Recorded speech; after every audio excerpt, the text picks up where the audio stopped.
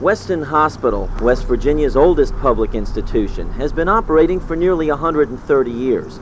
Located on a 200-acre hillside, the facility treats patients, or clients as the hospital prefers. These people are in a world of their own, here because their communities can no longer care for them. What you're about to see is real, and for many, a real dilemma.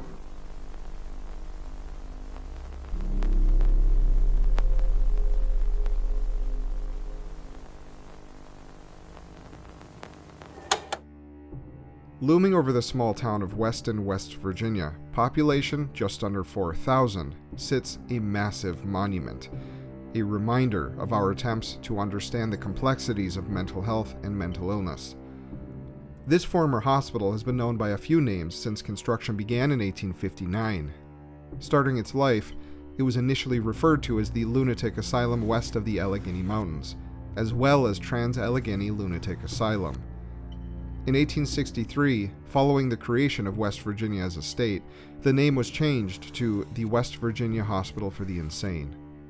In 1915, the state legislature voted and approved a name change to Weston State Hospital. In 1976, there was a bill proposed to rename the hospital to the Allegheny Center, but there was nothing I could find about where the bill ultimately went or why it never passed. There are also several resources that make the claim that the name was shortened in 1980 to Weston Hospital, but I couldn't find anything to verify that either. As far as my research is concerned, the name Weston State Hospital stuck until the site was closed down in 1994. In 2007, the West Virginia Department of Health put the hospital up for auction, where it was purchased and plans were made to reopen and feature guided historical tours, community events, and even paranormal investigations. Proceeds from these events were and still are used to help fund the general maintenance and restorations to the asylum. Then in 2008, the name Trans-Allegheny Lunatic Asylum was officially brought back by the then new owners, clearly a reference to the earliest days of the hospital. Before the first stones of the foundation had even been placed, a different kind of foundation was being established in parts of Europe and the United States. Because a vast majority of people with a mental illness were most often locked in small cages or kept in basements, or even chained up in jail cells alongside convicted criminals, advocates for those who were considered mentally ill were fighting to establish new facilities and upgrade existing institutions so that proper care could be established. In direct response to the existing conditions many people were being subjected to, many advocates and mental health professionals were being swept up in a new way of treating mental illness, referred to as the moral treatment movement. Moral treatment was the philosophy created by a French physician in the late 1790s that took aim directly at how people's living conditions impacted their mental health, and sought to replace the complete lack of treatment with a proper care regimen while also treating patients with kindness and respect. One of the core ideas behind the moral treatment movement was the belief that mental illnesses could be cured, and in order to begin curing someone's mind, you had to first improve their morale and fix their living conditions. By providing someone with a safe, comfortable, nurturing environment, it was believed that the stressors that had caused their illness in the first place would be removed, therefore allowing that patient to begin healing. Much of the care routine set up for patients, certainly in the earliest days of the hospital, reflected this kind of thinking, pushing for more access to sunlight, fresh air, and having easy access to nature. The entire design philosophy for the physical structure was also a reflection of the moral treatment philosophy. Trans-Allegheny, as well as many other institutions throughout the United States in the mid to late 1800s and early 1900s, followed this design philosophy and became well known as the Kirkbride Plan after the man who popularized this style, Thomas Kirkbride. While many hospitals using the Kirkbride Plan have varying architectural styles and flourishes, they would all feature a main atrium with batwing-like structures called wards that would branch out from the center building in a long staggered line. These wards were designed to maximize airflow and access to sunlight, while also naturally separating patients into different areas of the hospital based on their needs. The wards closer to the center atrium and closer to the ground floor were designated for patients who were considered the highest functioning. This was the case mainly during the early years of operation, but would slowly fall apart as the years went on and overcrowding became more of an issue. Some of the patients on the lower floors were, on occasion, even trusted to leave the grounds and hold jobs. The wards that were further out from the center atrium and on the higher floors were designated for more excitable patients. This meant that the most dangerous patients were held on the third floor furthest from the center atrium. The top floor was reserved for staff housing and would be converted to a detox area later on. Thomas Kirkbride was described as being extremely knowledgeable in the design and construction of these institutions, as well as all necessary considerations to run such a massive operation. Kirkbride himself stated that 250 patients was the maximum any hospital should hold at any one time, as any more than that, the resource requirements simply become too large to manage. Kirkbride himself was not an architect. Despite this, institutions all across the country based their foundational principles on his plans. For Trans-Allegheny Lunatic Asylum, an architect named Richard Snowden Andrews was brought in to bring Kirkbride's vision to life, and in the spring of 1859, construction officially began. By the start of 1861, the first wing of the hospital had been built, and the rest of the massive foundation had been completed.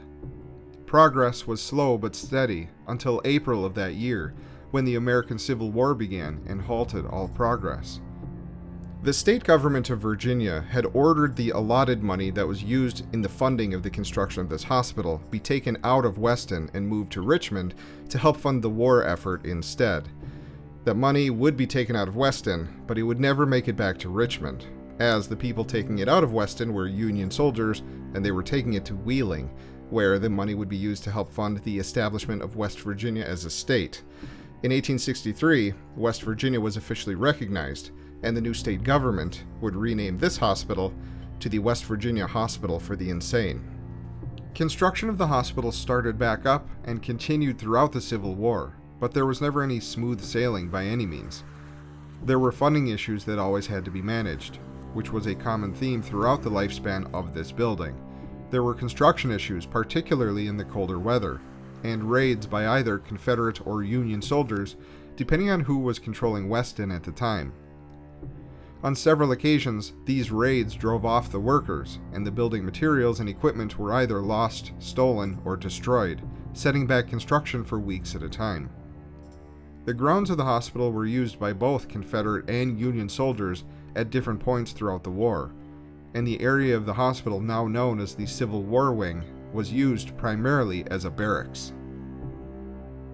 Finally, in October of 1864, with one wing of the hospital complete, Weston State Hospital was finally ready to begin accepting patients. The first 9 patients who were accepted were all women, and were transferred from a temporary care facility in Ohio with the knowledge that they would be sent to Weston as soon as the first wing was opened. The asylum currently has a memorial area dedicated to these 9 women, located in the previously mentioned Civil War Wing. The number of patients would quickly be increased to 21 as the hospital worked to fill the available space. The reasons that patients were being admitted is admittedly by today's standards almost comical, until you remember that real people were being sent to this asylum for these reasons. At the time, you could justify putting someone in here for almost anything.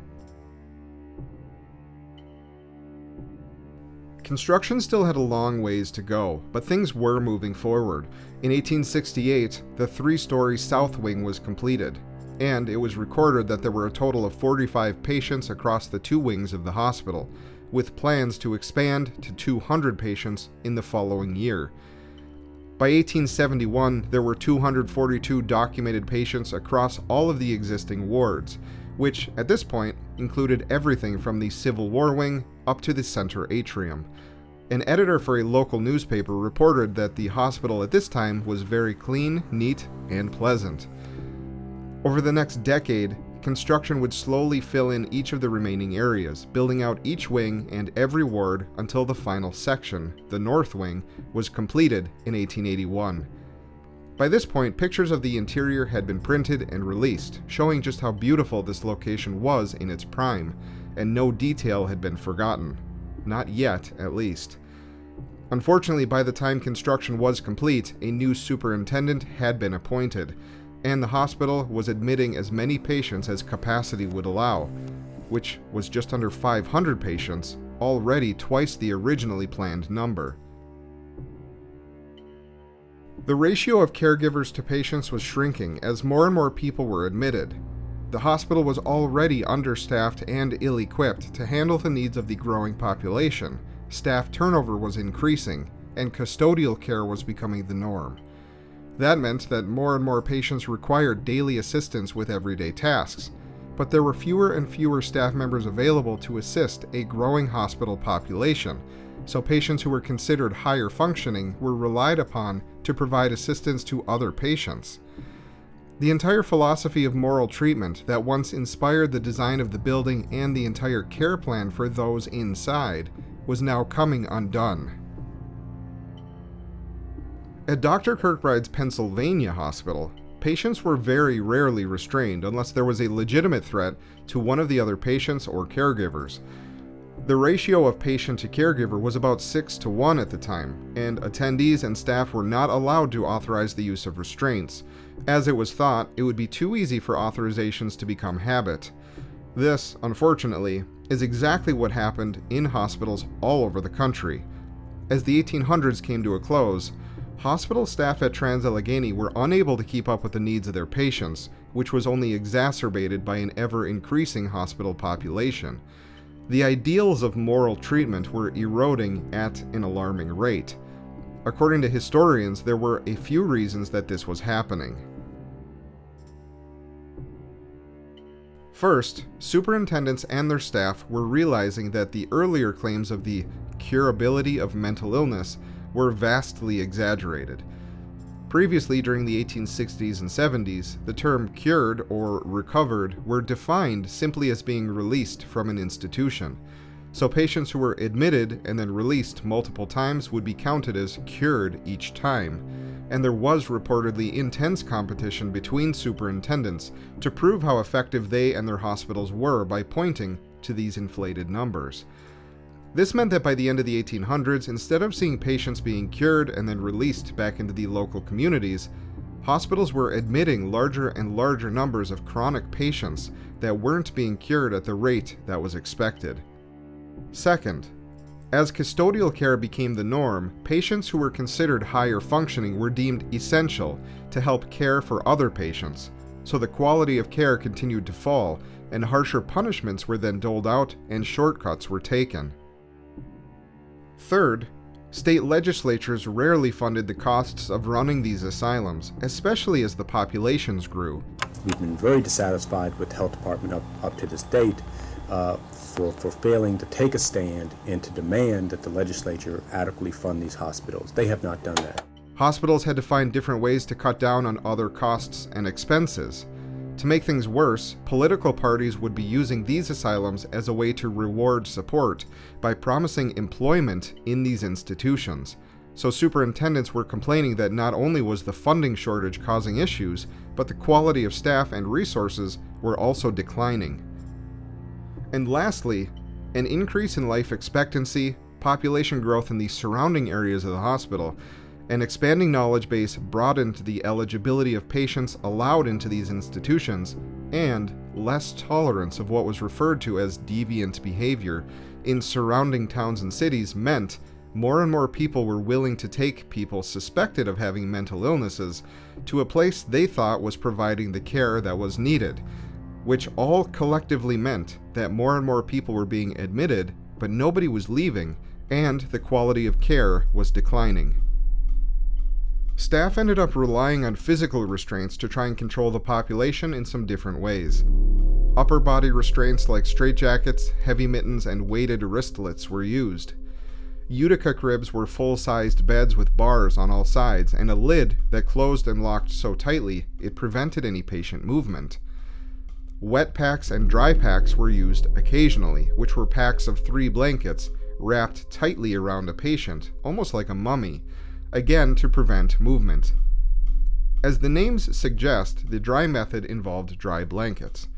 The wet packs were blankets soaked in cold water, then wrapped around a patient where they would be left isolated for hours at a time. It was later admitted by physicians that the issue they had with wet packs was that as the blankets dried, they also shrank, effectively vacuum sealing around a patient.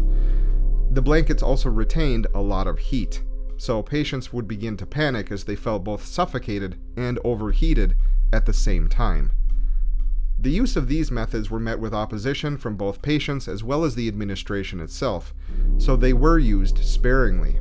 To compare, it was later reported that during the 1940s and 50s, only about 12 people received a wet pack treatment, compared to the over 3,000 patients who received other types of hydrotherapy.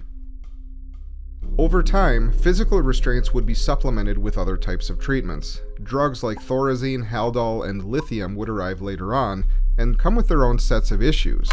They gave me a shot of Haldol, and it was terrible. The muscle spasms in my back and neck, it was unbearable for about 12 hours.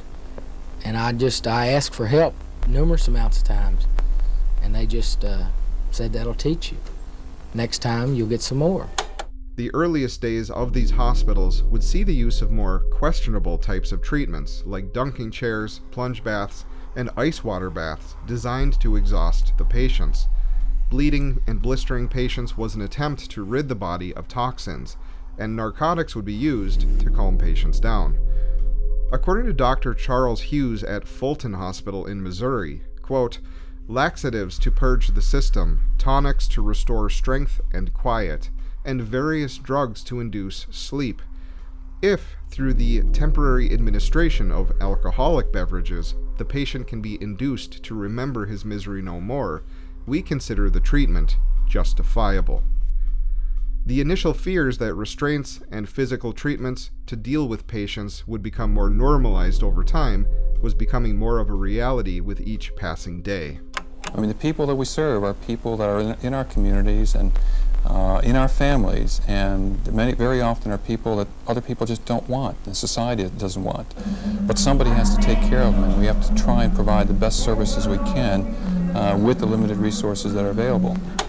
The 1920s and 30s were also known for the introduction of therapies like insulin shock therapy and Metrazol therapy. These methods of treatment, as we now know them, began around 1931, when the use of insulin was first introduced in the treatment of mental illness. A Viennese psychiatrist, Dr. Metrazol, made a point of observing the reaction of mental patients to the injection of insulin, a substance usually used in treatment of diabetes. Entirely by accident, some patients became unconscious from excessive drop in blood sugar level and comatose. When brought out of the coma, the patients appeared to show signs of improvement in the symptoms of their mental illness.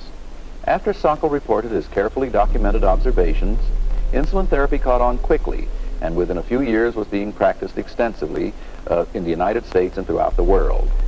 The former was the method of injecting large doses of insulin to put a patient into a coma for a short period of time, only to be awakened by the use of a glucose solution after about an hour. The latter, Metrazol therapy, was an injection of Metrazol that induced violent seizures and coma-like conditions. Later, von Meduna used a drug called Metrazol, which had a much more controllable effect with better results. The convulsions or seizures the patients experienced had a beneficial effect upon their mental condition. Both of these were thought to help combat the symptoms of schizophrenia. Both of these would later be replaced because of the severe health risks. In the 1930s, two disturbing forms of physical torture were becoming common within the walls of Weston as well. According to articles I was able to find, the ducking stool was used as a punishment by staff to maintain control of patients. This involved several staff members filling a bathtub with ice-cold water, quote, as cold as the tap would allow, putting a patient into a straitjacket and forcing them into the tub.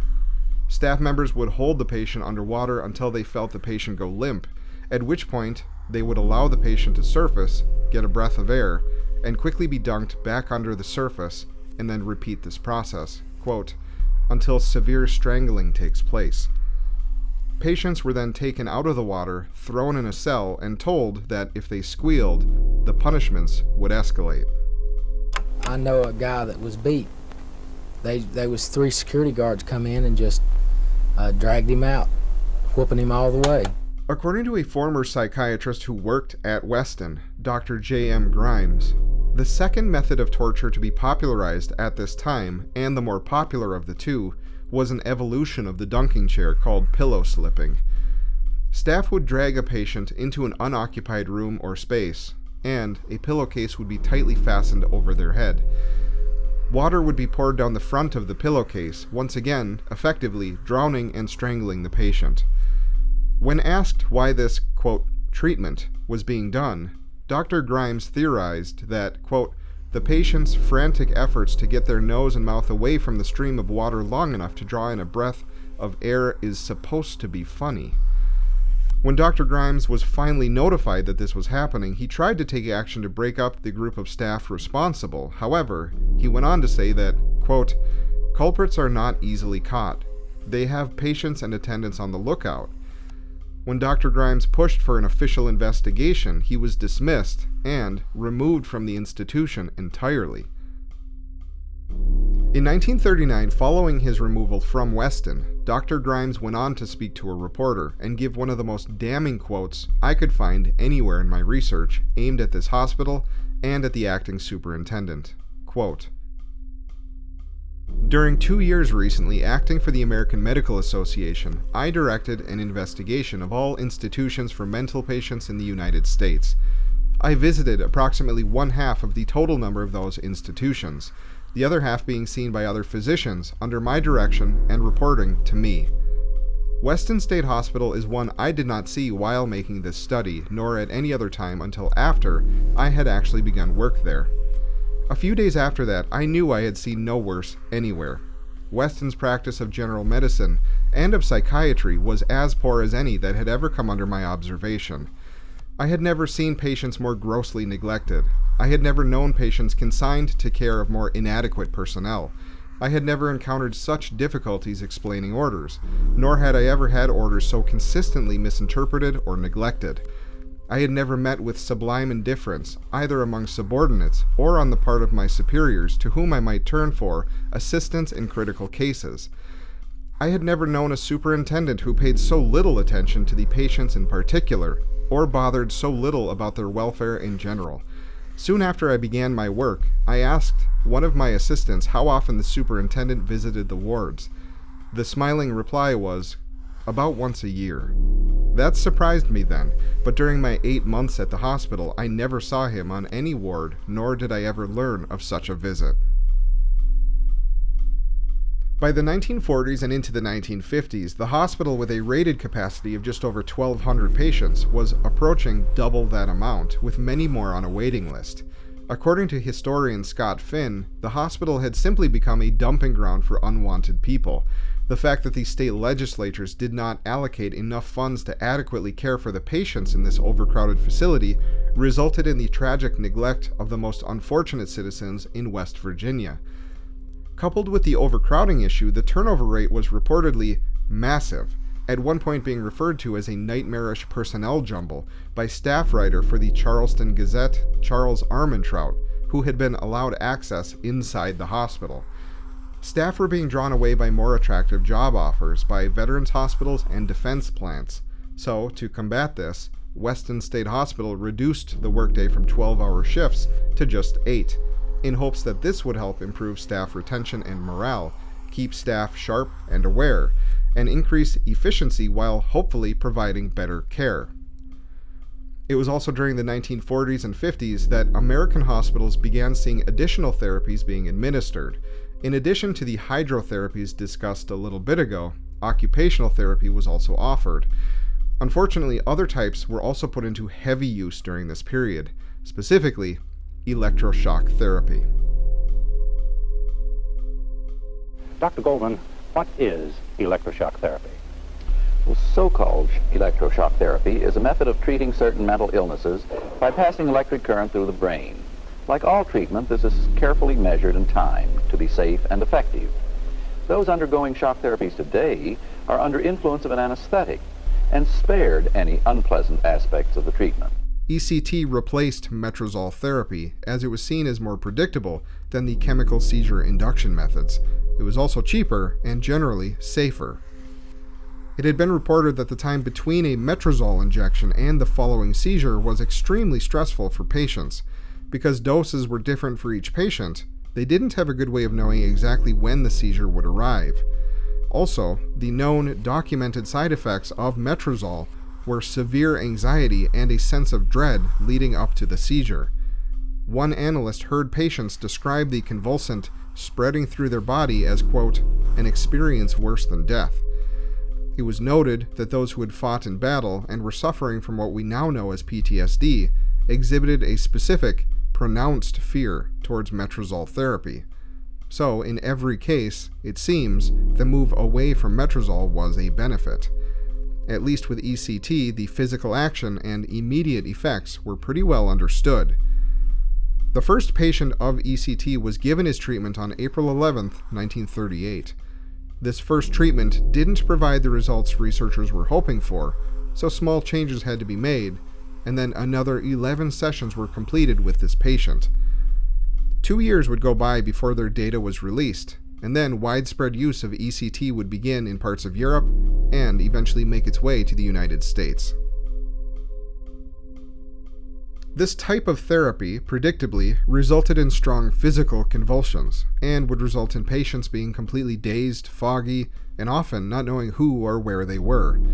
Some patients experienced retrograde amnesia, meaning that they would lose some of the memories they had leading up to the treatment itself, in some cases going back as far as years, and in some of those cases, the memories never came back.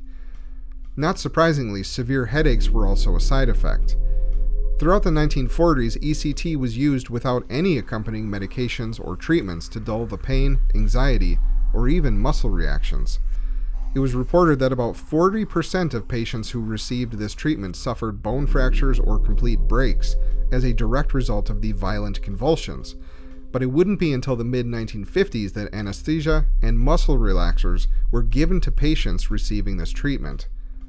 It was reported that symptoms of schizophrenia in patients were reduced after multiple sessions of this therapy, but so were the rest of their cognitive functions. Many patients had to endure multiple sessions, sometimes in a single day, and some of them would suffer permanent brain damage as a result. Patients who would later talk to reporters about their experiences with ECT would go on to say that this treatment felt like they were being burned alive.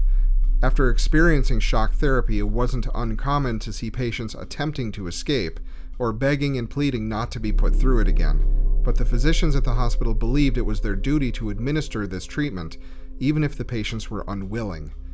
There is no doubt that ECT remains one of the most controversial treatments in history with respect to psychiatry.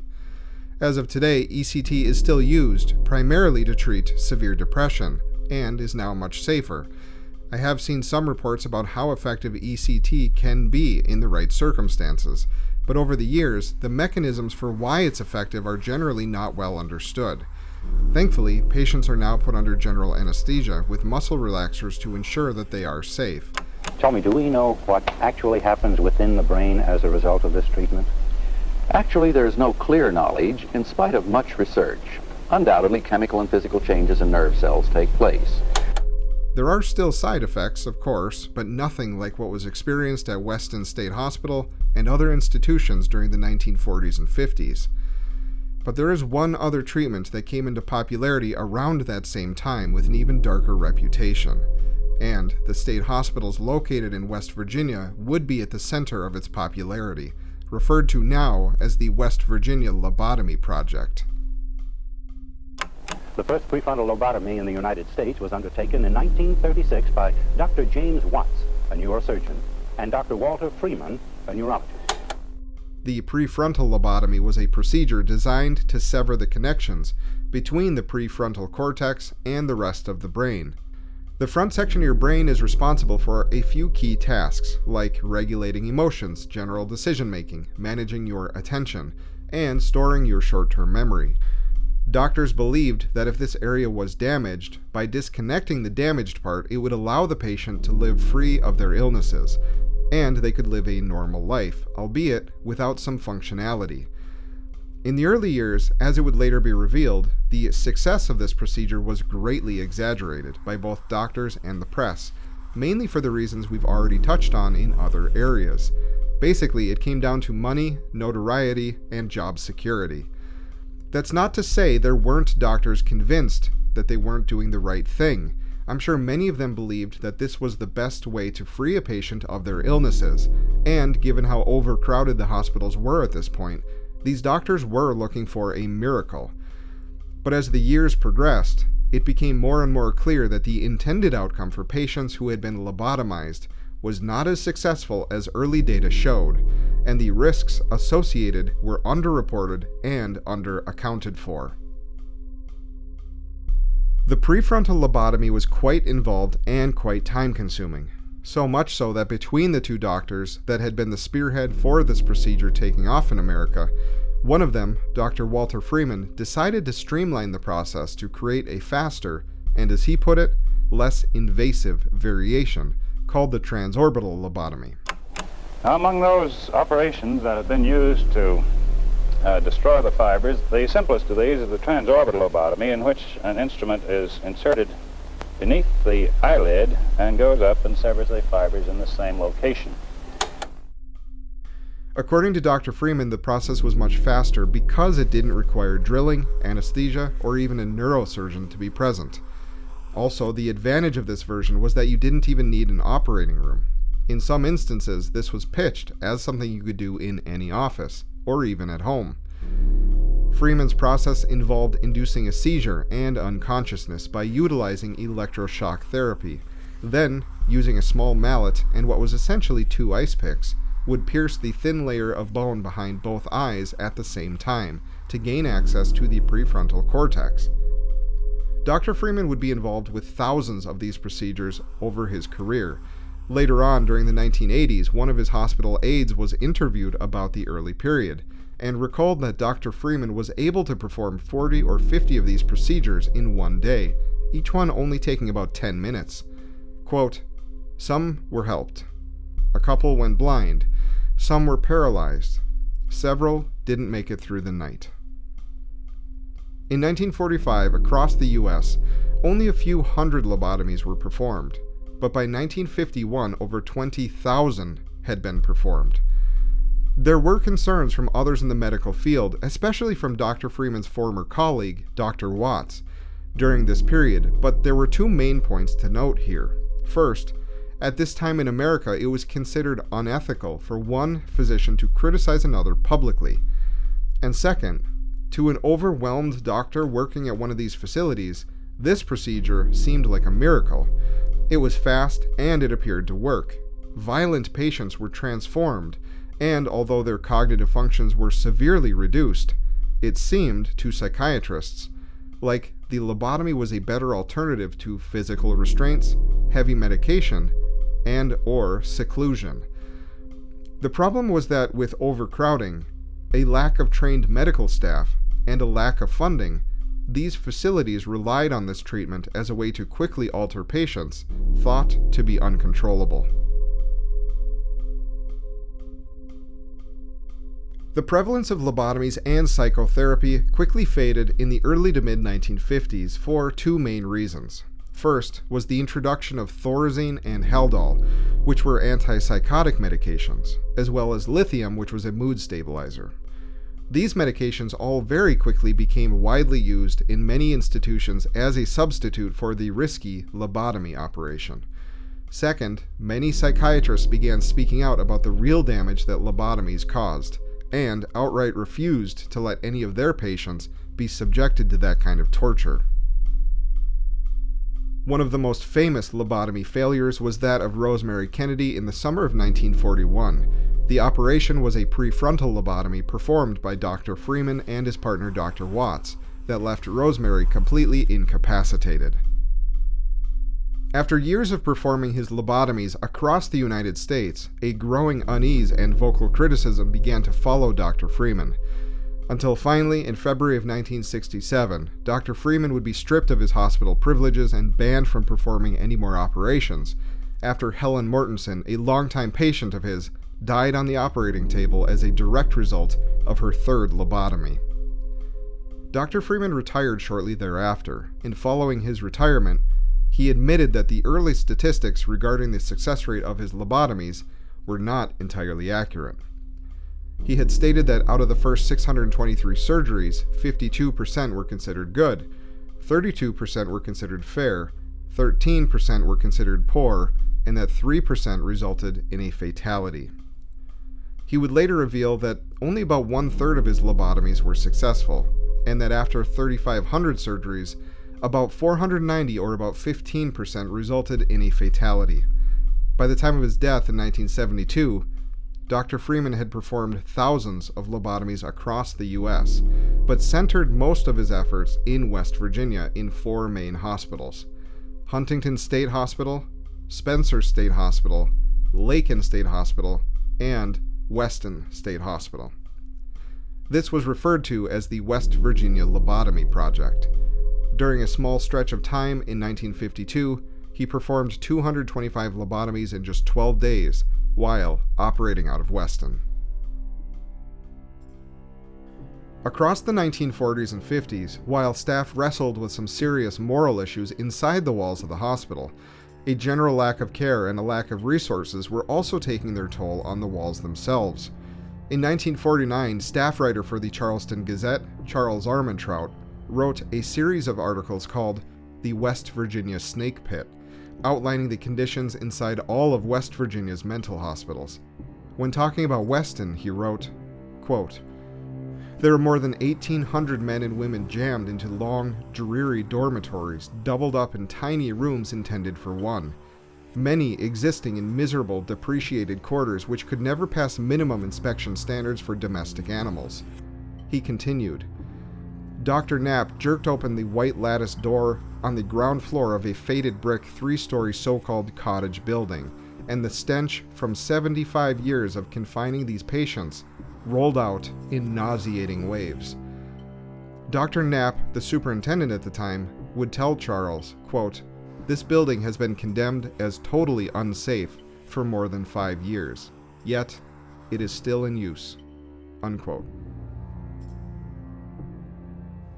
Charles would go on to feature many details about the horrible conditions inside the hospital, including the following samples from his series of articles. 2 female attendants run back and forth on Ward 1 of the ancient original section of Weston as they attempt to watch over 52 women, while in the old depreciated wards in other parts of Weston, it is commonplace to see an elderly attendant striving to care for as many as 70 patients. There is nothing for them to do the livelong day but roam up and down the hall, or sit and sometimes lie on the hard-covered floor. They are erupted from their cubicle rooms and overcrowded dormitories each morning. They spend their day in the long, dirty, dingy, ill-lighted corridors of the ward. They sit in that foul-smelling cell, which by no stretch of the imagination could ever be connected with the respectful description of a hospital. The splintered, broken, terribly depreciated floor oozed up its horrible odor. Countless moppings, disinfectants used over the years have failed to eliminate the terrible smells. Even the plaster walls, peeling scabs of paint, broken inward to warped slats, exude the odor. The state of Virginia provided 30-inch thick hand-hewn stone to build the main unit of Weston. The people of West Virginia are spared the sight of what goes on inside. People in these institutions are suffering and just cannot wait any longer. The state has to come to grips with this problem and understand that they need to funnel resources in there now. The MRDD unit is a ward where employees are asked to deal with an impossible situation. Is totally unacceptable. It's the worst I've seen in 15 years. It's barbaric, and in my opinion, as a professional and a court monitor, there's no way that it can be made acceptable. He says it's so bad that patients can die. He says these patients are lying on mattresses coated with material harmful to skin, and patients were seen lying on the floor, which we noticed in other units. Despite the scathing articles that featured many details, some of which I've left out here, Charles found room to pass blame, not onto the superintendent, Dr. Knapp, but put blame onto those who have repeatedly failed to properly fund this hospital and the many other institutions just like it. Dr. Knapp was actually responsible for Charles' visit and was attempting to use the newspaper to highlight the grim conditions inside his hospital. At this point, the ratio of patients to patient care personnel was 67-1 at Weston, with the national average being 36-1. Looking back at Dr. Kirkbride's Pennsylvania hospital, the ratio of patients to caregivers was 6-1. In the spring of 1958, a survey team from the Public Health Service visited all of the West Virginia state hospitals, and though they ended up saying that visiting these hospitals was like, quote, going back in time 50 years, they also reported that great credit has to be given to those who are involved in caring for the patients. They are very devoted, dedicated, and doing the best they can. Many hospitals similar to Weston, like Barbaric Insane Asylum in Pennsylvania, Central State Hospital in Georgia, Rolling Hills Asylum in New York, Penhurst in Pennsylvania, and Willowbrook State School in Staten Island, New York, just to name a few, became targets of exposés dedicated to showing the horrors happening inside these institutions. Newspapers would conduct interviews with former staff to document the awful working conditions. Former patients wrote books detailing their experiences with the torturous medical procedures, and television news stations were beginning to publish exposés, taking the public behind closed doors to see firsthand the horrors happening within their own communities. In 1951, the annual report of the Board of Control stated that the patient population had hit its peak at just over 2,300, and many of the reports detail the worsening conditions within many of the buildings and wards on site. The population numbers would fluctuate over the years to come, but remain high throughout most of the early to mid-1960s. While the hospital tried to keep up with the population inside their own walls, there were also many patients still on a waiting list, being held in jail cells and overflow locations.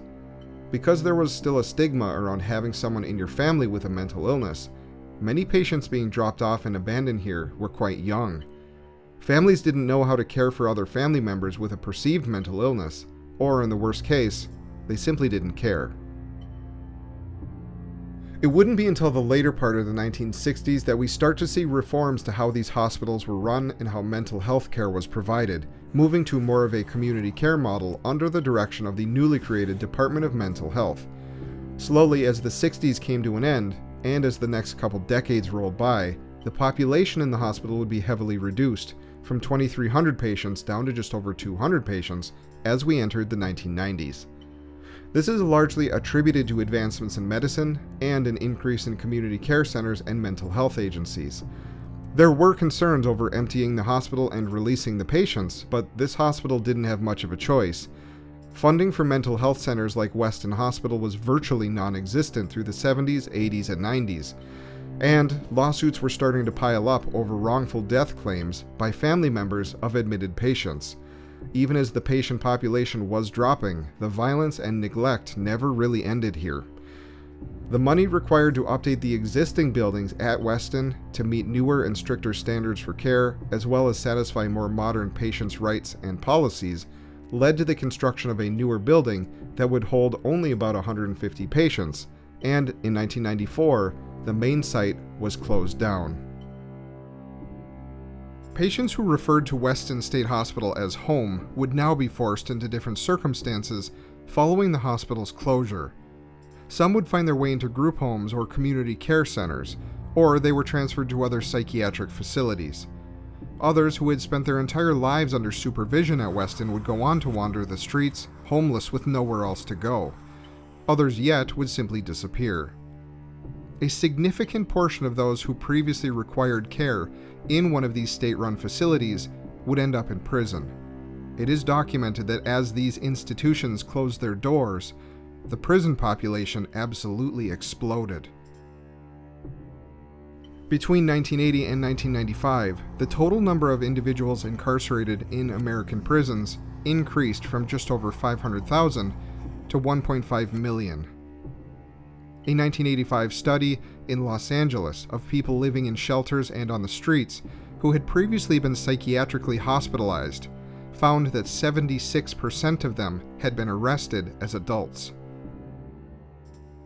A Los Angeles police captain went on to state that you arrest somebody for a crime because you know that at least they'll be put in some kind of facility where they will get food and shelter. You don't invent a crime, but it's a discretionary decision. You might not arrest everybody for it, but you know that way they'll at least be safe and fed. Los Angeles County Jail, where approximately 3,300 of the 21,000 inmates require mental health services on a daily basis, is now de facto the largest mental institution in the country.